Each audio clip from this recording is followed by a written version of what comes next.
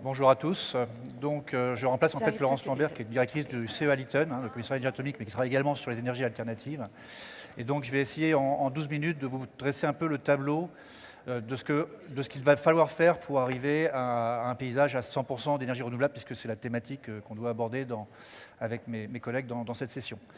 Donc en fait, quand on parle d'énergie renouvelable aujourd'hui dans le monde de l'énergie et chez les acteurs de l'énergie, on vient d'en parler un petit peu avec M. Pestralet principalement, on va subir effectivement une véritable révolution dans la mesure où aujourd'hui nous sommes sur un paradigme où les énergies sont très centralisées, sont distribuées par des réseaux nationaux en général, voire pas distribuées dans certains pays puisqu'il ne faut pas s'arrêter à l'échelle de la France. Et donc le challenge qui se dresse devant nous est de trouver des solutions pour progressivement pouvoir faire pénétrer ces énergies renouvelables. Et on va voir que c'est effectivement un vrai challenge dans la mesure où il va falloir changer beaucoup de choses, que ce soit technologique, systémique, économique, pour arriver à ce résultat de l'énergie propre de demain. Je vais m'appuyer d'ailleurs, puisque M. Mestralet était là, je vais reprendre un concept que propose aujourd'hui le groupe Engie, anciennement GDF, qui est le concept du 3D. Donc 3D, ça s'appuie sur quoi? Ça s'appuie sur décarboner, ça paraît évident quand on parle de renouvelable, de distribuer, et puis de digital, bizarrement. Et on va voir que ces 3D ont une importance dans l'évolution qu'il va falloir faire subir à nos systèmes pour arriver à une solution énergétique totalement propre et renouvelable. Alors je commence par le décarboner. L'énergie, il faut commencer par le produire. Alors, il y a déjà eu des échanges sur le sujet tout à l'heure. Il faut le produire de façon propre. Donc aujourd'hui, ça veut dire s'affranchir principalement des énergies fossiles, qui sont une des sources d'émissions de CO2 les plus importantes sur Terre. Et donc passer vers ce qu'on appelle les énergies renouvelables, qui sont des énergies dites naturelles, c'est-à-dire qu'on va puiser dans la nature, le soleil, le vent, les mers, les fleuves, etc., la géothermie, la terre. Ces énergies-là ont un intérêt évident, c'est qu'aujourd'hui elles sont disponibles à foison et elles sont renouvelables, donc on est censé pouvoir en disposer sur des durées très très longues. Mais par contre, elles amènent effectivement un certain nombre d'inconvénients. Le premier étant qu'elles sont pour la plupart intermittentes, c'est-à-dire qu'elles ne sont pas stables dans le temps. Et en particulier, elles ne sont pas phasées avec les usages de l'humanité, c'est-à-dire les cycles jour-nuit, ça va à peu près bien pour le solaire, mais quand on parle d'éolien ou quand on parle d'autres types d'énergie renouvelable, on a ce problème de déphasage et on va en reparler. Et puis, c'est peut-être moins perçu, moins connu, c'est qu'on va vers des cycles, vers des productions d'énergie qui sont plus à caractère électrique. Et quand vous regardez votre fonctionnement aujourd'hui dans la vie courante, vous utilisez des carburants fossiles pour la mobilité principalement, donc on parle de véhicules électriques, mais c'est aujourd'hui en devenir. On se chauffe aujourd'hui, alors surtout en France avec le nucléaire, à l'électricité, mais globalement dans le monde, on se chauffe plutôt par les énergies fossiles, par la biomasse fort heureusement, mais également beaucoup par les carburants type charbon, fioul et gaz naturel. Et donc là encore, il va y avoir un changement profond dans la façon de produire l'énergie qui va nécessiter de s'adapter au fur et à mesure. Le deuxième élément, c'est que justement, si on veut continuer à bénéficier des modes d'usage actuels, je reprends l'exemple du carburant pour le véhicule, passer brutalement du véhicule à carburant traditionnel vers un véhicule électrique pose des problèmes que vous connaissez peut-être tous aujourd'hui, c'est-à-dire des problèmes d'autonomie, des problèmes de temps de recharge, etc. Donc c'est une bascule qui ne peut pas se faire instantanément. Et pour arriver à basculer, il va falloir utiliser toutes les bioressources, les bioressources qui permettent de faire, là pour le coup, des carburants à l'identique de ce qu'on utilise aujourd'hui. Et donc il y a tout un volet au niveau des renouvelables qui concerne cet aspect bioressources. Et dans les bioressources, on va introduire à la fois la biomasse, alors je ne reparlerai pas du débat sur manger ou conduire, c'est-à-dire ce qu'on appelle la biomasse de première génération, qui est une biomasse où on utilise le sucre des plantes, donc en fait ce qui est alimentaire et ce qui n'est pas intéressant. La deuxième génération, on va utiliser plutôt les déchets agricoles, où là pour le coup on fait vraiment une production d'énergie pour le devenir, et puis on va parler de troisième génération par les algues et compagnie.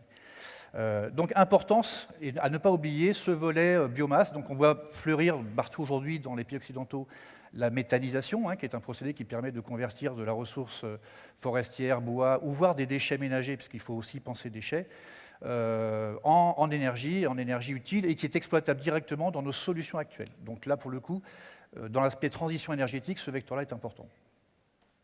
Dernier élément aussi, et là aussi ça a été évoqué tout à l'heure par M. Mestralet, le fait de bien regarder le cycle du carbone. Dans cette vision de transition énergétique, pour arriver à du 100% renouvelable, en continuant à utiliser nos technologies, ce cycle du carbone, on peut l'optimiser. même en parlant d'un carbone fossile au départ, hein. C'est-à-dire qu'on peut très bien capter ce carbone, donc c'est ce qu'on appelle la captation du CO2 sur les sites d'émanation de CO2. C'est compliqué pour les véhicules, mais pour tout ce qui est centrale thermique, pour tout ce qui va être installation industrielle, on est capable maintenant assez facilement de capter le CO2. On pensait le séquestrer, la solution de séquestration a de moins en moins d'adeptes dans la mesure où économiquement c'est un vrai sujet, un vrai challenge. Et donc l'idée c'est de valoriser cet atome de carbone issu du CO2, le recombiner à l'hydrogène, comme ça a été évoqué, pour refaire du méthane ou des carburants. Ça permet également d'aller dans une voie de transition énergétique. Alors, à terme, il faudra que le carbone utilisé soit de moins en moins fossile, mais en gros, on va amortir le carbone sur plusieurs usages. Ça, c'est le volet production d'énergie renouvelable. Le volet distribué, celui-là est très important, distribué, parce que je pense que tout le monde n'a pas conscience que de l'énergie, on le produit sur des gisements. On a des gisements éoliens, on a des gisements solaires, on a des gisements, alors les gisements fossiles, on oublie, on a des gisements en mer sur les courants. Et donc, cette production d'énergie, il faut l'amener à l'usage. Et donc, pour faire ça, on utilise ce qu'on appelle un vecteur énergétique. Alors, les Anglais utilisent le mot d'énergie carrier, qui est plus propre, un porteur d'énergie. Et donc, les vecteurs énergétiques aujourd'hui, on en trouve quoi? C'est principalement l'électricité, bien naturellement tous les carburants fossiles, le gaz, le pétrole que vous prenez à la station-service et compagnie. La chaleur est un vecteur d'énergie et compagnie. Cette notion de vecteur, elle est fondamentale parce que d'une vision actuelle où on est en production centralisée avec une distribution organisée, donc on est sur des chaînes très linéaires, on produit massivement de l'énergie dans des centrales thermiques, dans des centrales nucléaires, dans des centrales quelconques, y compris des centrales solaires ou éoliennes. On a un réseau maillé assez important qui permet d'amener l'électricité, le carburant, etc. À l'usage. Demain, avec les énergies renouvelables, en particulier les intermittentes qui sont les majoritaires, on a le problème de la temporalité. C'est-à-dire qu'il faut non seulement transporter le vecteur, mais il faut également le stocker, parce qu'on ne saura pas phaser à la fois la production et les usages. Un des grands problèmes, un des grands challenges de nos opérateurs d'électricité aujourd'hui, c'est d'équilibrer le réseau. Il faut en permanence, à chaque seconde, qu'il y ait autant de production sur le réseau qu'il y a de consommation. Le stockage va devenir une clé de voûte de nos systèmes énergétiques du futur. Alors, on a des pays comme la France qui sont très robustes, je dirais, en termes de production et de réseau, sur lesquels cette question-là va peut-être se poser d'ici 5, 10, 15 ans. Les opérateurs comme RTE, par exemple, envisagent 2030 comme une période à laquelle il pourrait y avoir des problèmes de stabilité de réseau si on ne met pas en place des solutions de stockage. Mais dans beaucoup de pays, aujourd'hui, la question se pose dorénavant. Sans parler des pays où il n'y a pas encore de réseau et où la question se pose de savoir comment on va autoproduire l'énergie et l'autoconsommer. Le mot d'autoconsommation, c'est un mot qui va devenir aussi important. Quand on parle de distribuer aujourd'hui, on voit que les particuliers, les territoires s'approprient la notion d'énergie. C'est le fameux concept TEPOS ou TEPCV, si on veut rajouter la vision économique, proposée par Ségolène Royal, qui propose effectivement d'avoir une énergie distribuée, de la maille allant du particulier jusqu'au grand opérateur d'énergie. Et donc, ce qu'on va devoir prendre en considération, c'est une évolution de ces systèmes énergétiques travaillant sur toute cette chaîne-là. Avant, ce n'était pas compliqué, il y avait des gros opérateurs, des gros distributeurs, tout ça était bien régulé, c'était très régalien comme approche. Demain, le citoyen va reprendre la main sur une partie, peut-être infime de l'énergie, mais qui va contribuer au schéma général. Et donc pour ça, on est en train de travailler aujourd'hui sur des nouvelles organisations de l'énergie, des nouveaux rôles d'acteurs. Donc le paysage va complètement se transformer, y compris au niveau des jeux d'acteurs. On aura toujours des grands énergéticiens, on aura toujours des grands distributeurs, mais on aura au-delà de ça des agrégateurs intermédiaires qui vont récupérer l'énergie des particuliers, des collectivités, pour essayer d'optimiser tout ça. Dans la notion de TEPOS, l'objectif, c'est clairement d'éviter que l'énergie fasse 10 000 km. C'est un peu comme le jean qui fait le tour du monde. L'objectif, c'est bien d'avoir une énergie qui soit utilisée au plus proche de là où elle est produite. Et donc, il y a une vraie appropriation par les territoires et par les citoyens de ce problème de l'énergie, ce qui vient poser un nouveau problème, qui est le problème de la régulation, puisque tout ça doit quand même être régulé et optimisé. Si aujourd'hui, un exemple sur cet aspect optimisation, je parle un peu d'économie, parce que ça reste quand même une des composantes fortes de la capacité à rentrer dans ces nouveaux modèles d'énergie. Si aujourd'hui l'Allemagne veut aller à 100% de renouvelables, c'est un premier exemple, il faudrait qu'elle installe 6 fois la puissance maximum appelée par les consommateurs pour pouvoir répondre à chaque instant à la problématique de l'alimentation des consommateurs. Donc il faut absolument diversifier les moyens de production, mais également associer les moyens de stockage et mettre tout ça en intelligence et en résonance pour que ça ait du sens à chaque échelle, à l'échelle du quartier, les écoquartiers, à l'échelle de la ville de demain. Donc, ce sont tous les programmes qui sont aujourd'hui lancés sur cette approche énergie renouvelable. L'écoquartier, la ville de demain, et puis les réseaux, donc ce qu'on appelle les smart grids. Les smart grids, c'est quoi? C'est des réseaux dans lesquels on met de l'intelligence pour justement essayer de gérer ces intermittences et ces déséquilibres qu'il peut y avoir si le vent souffle à Brest ou à Nevers ou à Toulon, et si le vent souffle pendant 3 jours ou ne souffle plus du tout pendant 10 jours. Donc il y a toute cette problématique à gérer.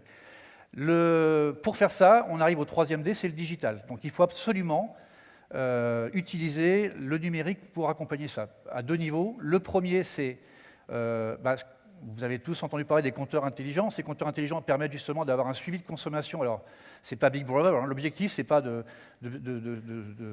voir ce que chacun fait dans sa maison, mais d'avoir une meilleure compréhension de la consommation pour mieux adapter la corrélation entre production et consommation. Cette production étant beaucoup plus aléatoire par le renouvelable, il faut vraiment accommoder ces 2 systèmes. Et donc le digital est ça. Donc première vision digitale, c'est être capable de comprendre comment les sociétés fonctionnent, comment les territoires fonctionnent, comment les maisons, les quartiers fonctionnent en termes d'énergie. Et ceci évolue, la mobilité électrique va faire évoluer ce système-là. Et donc le deuxième volet important qui concerne le numérique, c'est la simulation de ces réseaux et la capacité à les piloter en temps réel. Puisque, comme je vous le dis, il va falloir utiliser les électrons produits ou les molécules d'hydrogène ou de biogaz produits à certains endroits pour les amener à d'autres. Donc les réseaux nationaux auront toujours du sens. Et donc ce numérique-là, aujourd'hui, on doit le faire évoluer. Donc pour conclure, aujourd'hui, on est devant vraiment de vrais challenges. Alors à la fois sociologiques et sociétaux, c'est évident, puisque c'est vraiment le thème de cette conférence, mais également technologiques. Il faut développer des technologies qui permettent d'optimiser et d'améliorer les rendements sur ces énergies renouvelables. Et puis, une vision systémique et une approche de jeu d'acteurs, donc une vision industrielle, qui doit être en permanence remodifiée et remodelée. Et c'est tout le travail qui est fait aujourd'hui sur cette thématique-là, qui pourrait permettre d'arriver un jour au 100% renouvelable, mais il y a beaucoup d'étapes à franchir avant pour avoir une concordance entre économie et environnement. Je vous remercie. Merci beaucoup.